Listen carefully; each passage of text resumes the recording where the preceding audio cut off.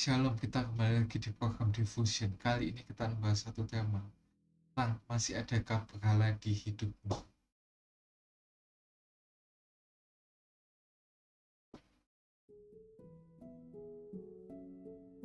Mazmur 115 ayat 4 berkata, Berhala, berhala mereka adalah emas dan perak, buatan tangan manusia.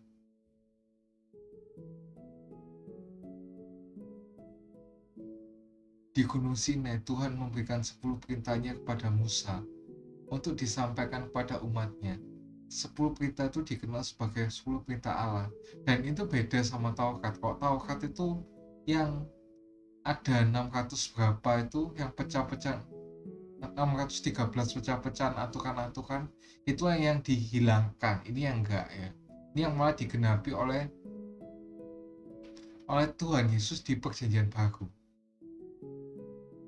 Sebagai orang percaya kita taunya, tentunya kita sudah tahu atau bahkan hafal isi dari 10 perintah Allah tersebut. Karena kita mungkin sudah diajarkan waktu kita di sekolah minggu. Salah satu perintahnya itu yang pertama, jangan adalah Allah lain di hadapanku. Seperti yang ada di Keluaran 20 ayat 3. Ini artinya apa sih? Artinya Tuhan melarang kita untuk menyembah kepada berhala atau ilah lain. Karena ini akan membangkitkan cemburu dari Tuhan.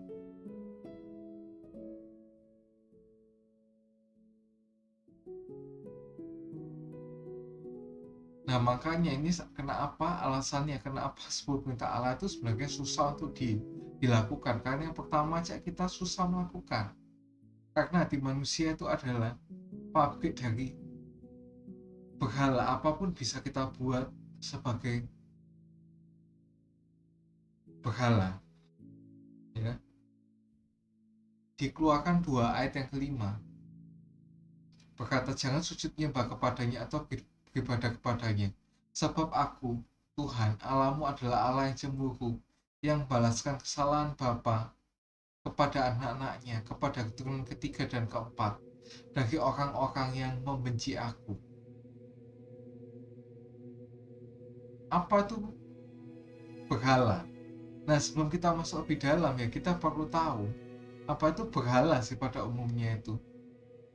Berhala itu dari bahasa aslinya itu idol, atau yang bahasa Inggrisnya itu idol. Adalah sesuatu yang didewakan, yang disembah dan dipuja. Itu bisa berupa apa aja sih? Bisa berupa patung, pohon besar yang dikeramatkan, biasanya pohon beringin, atau pohon-pohon di Bali itu yang dikasih sarung itu, atau kain itu yang dikeramatkan lah pokoknya. Biasanya kan pohon sekitaran itu pohon beringin dan sebagainya itu. Terus makam atau kuburan, jimat, dan yang lain-lainnya itu.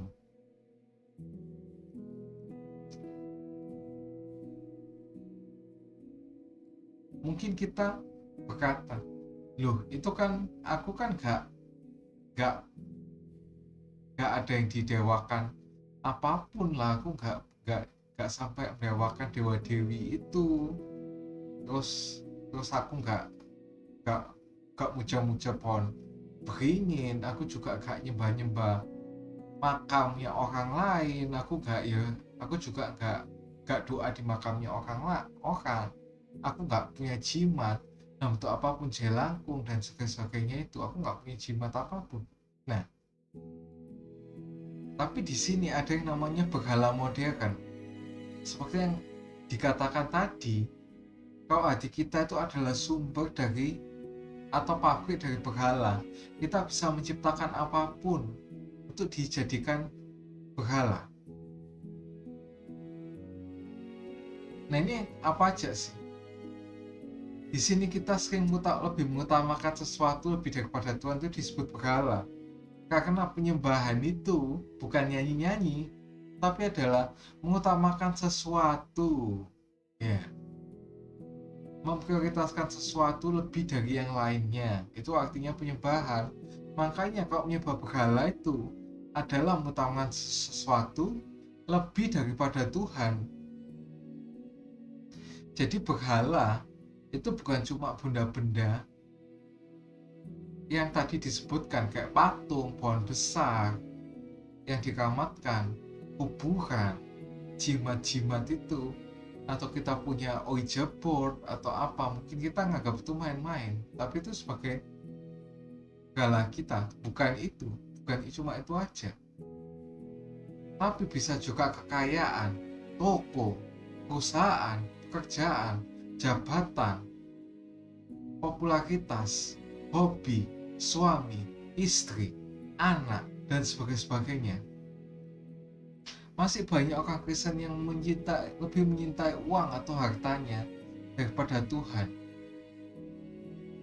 Ada istri yang lebih takut pada suaminya daripada takut pada Tuhan. Ada juga orang yang tahu menghabiskan waktunya demi hobi daripada beribadah. Kalau bangun pagi demi beribadah malas, tapi kalau bangun pagi demi mancing, demi mendapatkan ikan yang banyak, oh itu semangat. Banyak orang kayak gitu. Ada pula orang habis waktunya untuk kerja. Ini biasanya yang jadi budak korporat.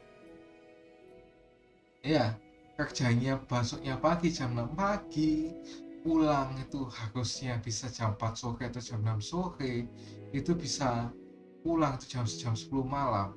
Ini banyak terjadi itu di Jakarta. Malah mirisnya, orang-orang itu malah berlomba-lomba supaya pulang semakin malam. Tapi ini bisa jadi berhala, kita melupakan ibadah kita. Kita melupakan kita berkumpul dengan komunitas rohani kita yang saling membangun.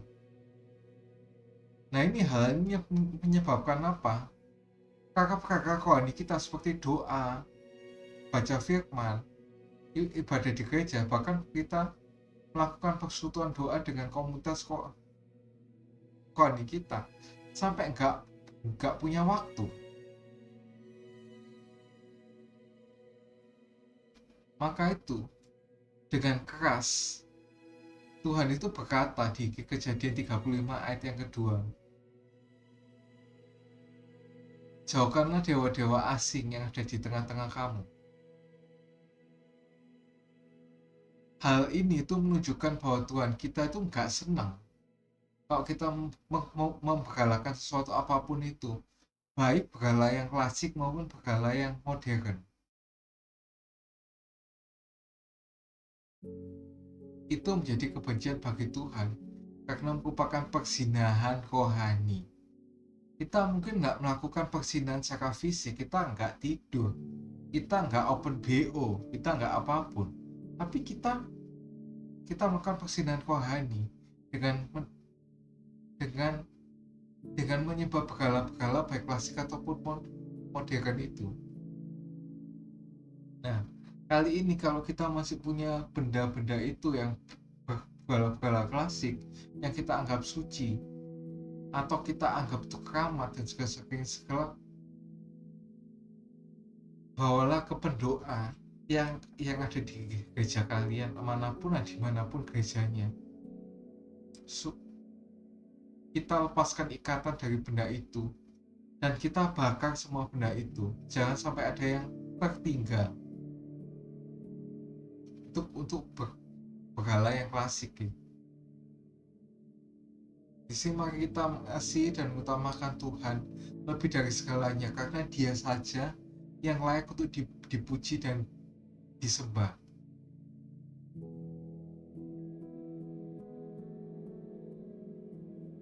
Orang yang menyembah berhala adalah orang yang egois, yang hanya mementingkan diri sendiri.